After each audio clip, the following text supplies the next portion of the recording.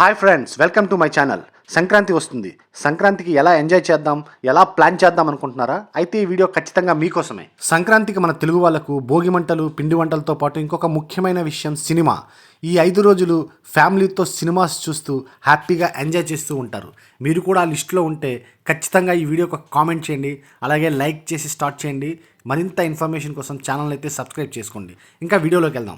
Last year Sankranti బరిలో డాకు మహారాజ్, ఇంకా game changer లాంటి సినిమాలు ఉన్నప్పటికీ ఫ్యామిలీ ఎంటర్టైనర్గా వచ్చిన సంక్రాంతికి వస్తున్నాం అత్యధిక వసూళ్లను రాబట్టింది. దీన్ని దృష్టిలో పెట్టుకునే ఈ సంవత్సరం మన మేకర్ ఫ్యామిలీ ఎంటర్టైన్మెంట్స్ మీద ఎక్కువ దృష్టి పెట్టారనిపిస్తుంది.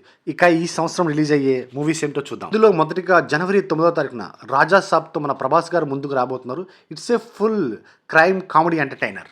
లిస్ట్లో సెకండ్గా మనశంకర్ వరప్రసాద్గా చిరంజీవి గారు రాబోతున్నారు. అనిల్ రావుపూడి గారు డైరెక్టర్. అనిల్ రావుపూడి గారు అంటేనే ఫ్యామిలీ ఎంటర్టైనర్. నెక్స్ట్ లిస్ట్లో జనవరి 13వ తారీఖున మాస్ మహారాజా గారు తన మాస్ను వదిలి భక్త మహాశైలకు విజ్ఞప్తితో ఫుల్ అండ్ అవుట్ కామెడీ ఎంటర్టైనర్గా రాబోతున్నారు.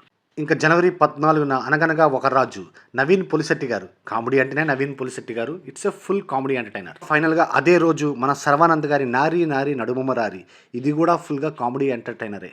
ఫైనల్గా ఈ సంక్రాంతికి అన్ని ఫ్యామిలీ ఎంటర్టైనర్సే వస్తున్నాయి. మీరు ఏ సినిమా చూస్తారో ఖచ్చితంగా కామెంట్ చేయండి, అలాగే ఛానల్ని సబ్స్క్రైబ్ చేసుకోండి ప్లీజ్.